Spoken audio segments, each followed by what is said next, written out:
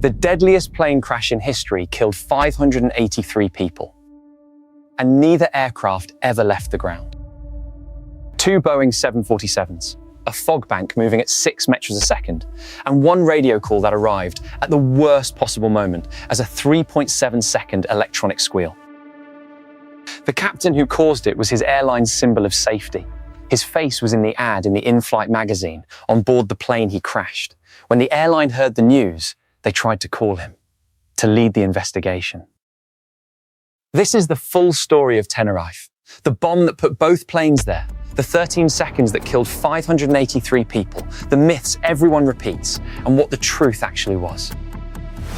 Tenerife, the deadliest crash in aviation history. Chapter 1. The Bomb. March 27th, 1977.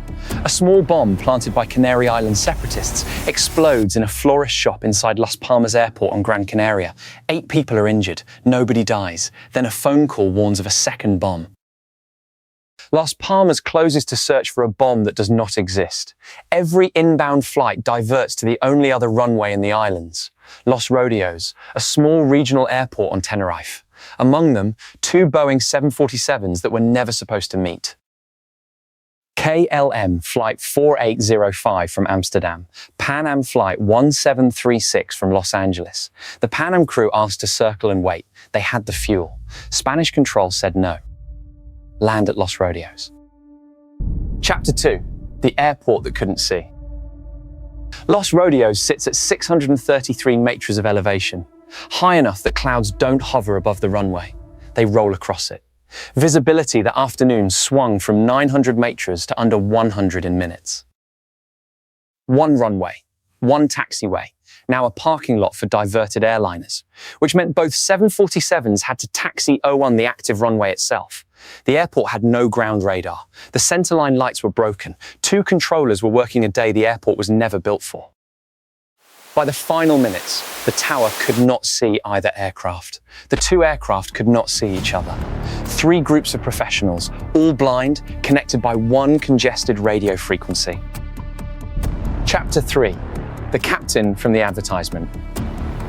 The KLM captain was Jacob Van Zanten, the airline's chief 747 instructor, the man who trained and certified their other pilots.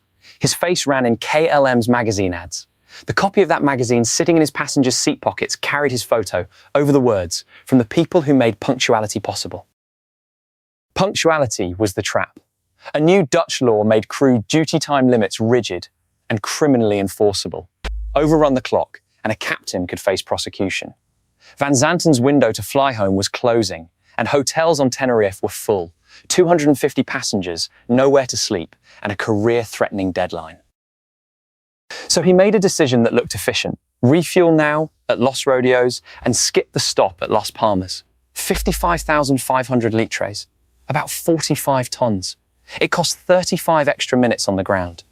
The fog arrived in exactly that window, and every litre would soon be fuel for a fire. While the KLM tanked, the Pan Am crew walked over with a tape measure.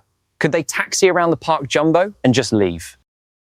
They measured the gap, 3.7 meters short.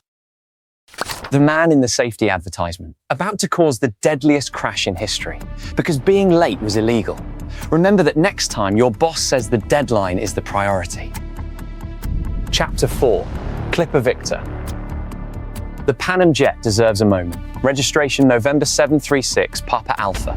In January 1970, this exact aircraft flew the first Boeing 747 passenger flight in history, New York to London. 7 months later, it was hijacked to Havana, where Fidel Castro personally came out to the runway to look the giant over, the most famous 747 in the world. It had one more appointment with history. Chapter 5, 13 seconds. Here is the geometry of the next 4 minutes. The KLM taxis all the way down the runway and turns 180 degrees, ready for takeoff. The Pan Am follows behind it on the same runway, told to exit at the 3rd taxiway and let the KLM go. In fog, with unreadable signs, past turns a jumbo can barely make. The exit they were given required a 148-degree double turn, a maneuver the Pilots Association later called practically impossible for a 747. So the Pan Am crew did the reasonable thing. They rolled on toward the next, gentler exit, still on the runway. At the far end, Van Zanten pushes the throttles up. His first officer, a man he personally trained and certified, stops him. Wait a minute, we do not have an ATC clearance. The tower reads back a route clearance, the flight path to fly after departure. It is not a takeoff clearance, but Van Zanten is already releasing the brakes. His first officer, rushing the readback, ends it with 4 ambiguous words. We are now at takeoff. At takeoff, taking off, waiting at the takeoff point. The phrase means everything and nothing. The tower answers, okay. Stand by for takeoff. I will call you. And at that exact moment, the Pan Am crew, hearing the KLM's redback, keys their microphone in alarm.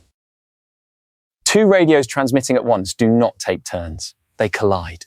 In the KLM cockpit, the tower's warning and the Pan Am's were still taxiing down the runway arrived as one thing, a 3.74-second electronic squeal. The only word that survived was okay. One man on the KLM flight deck still felt it. The flight engineer, Willem Schroeder, asked the question that could have saved 583 lives. Is he not clear, then? That Pan American? Van Zanten, the chief instructor, the man from the advertisement, answered with 2 words. Oh, yes. The engineer did not press. You did not press Mr. KLM. The jumbo was already accelerating through the fog at 140 knots. Chapter 6. The collision. In the Pan Am cockpit, Captain Victor Grubbs saw landing lights emerge from the fog, coming at him. The CVR recorded him shouting, "There he is. Look at him. God damn, that son of a bitch is coming." He firewalled the throttles and swung the jumbo toward the grass. Van Zanten saw the Pan Am too late and hauled his aircraft into the air early. So hard the tail dragged 22 litres along the concrete in a shower of sparks. It almost worked.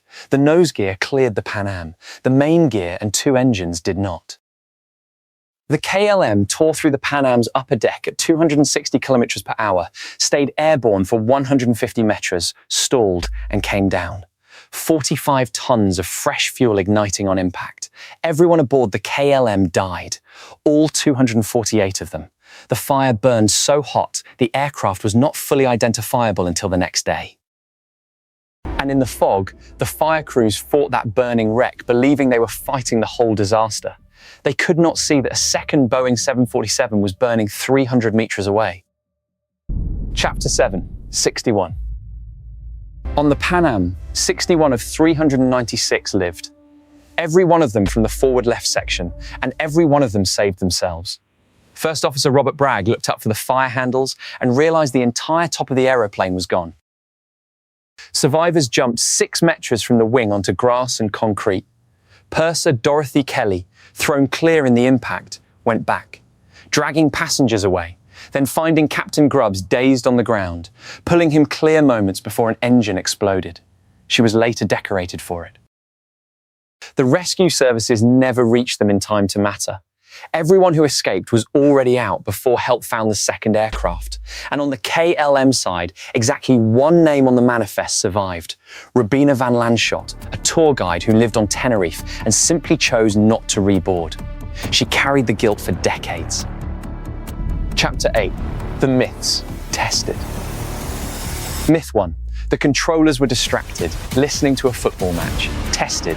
Sounds on the tower tape were interpreted by some listeners as a broadcast, but the claim was never substantiated, and even the Dutch investigators, who had every incentive to spread the blame, concluded it likely had no effect. Unproven.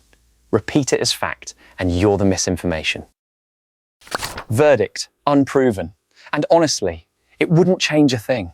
No radar, no visibility, 1 radio. The system was blind long before anyone allegedly turned on a match. Myth 2. The Pan Am crew caused it by missing their exit. Tested. The exit they were assigned required a 148-degree double turn that the Pilots Association called practically impossible for a 747. In fog, past broken lights and unreadable signs. Rolling to the next exit was the professional choice. False. Myth 3.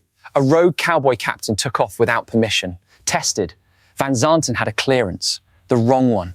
And 12 weeks of simulator instruction where the instructor grants his own clearances had primed him to hear what he expected.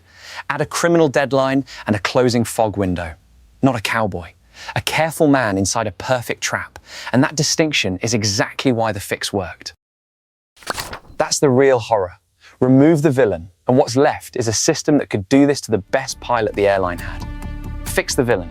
You fix one man. Fix the system. You fix every flight after it. Chapter 9.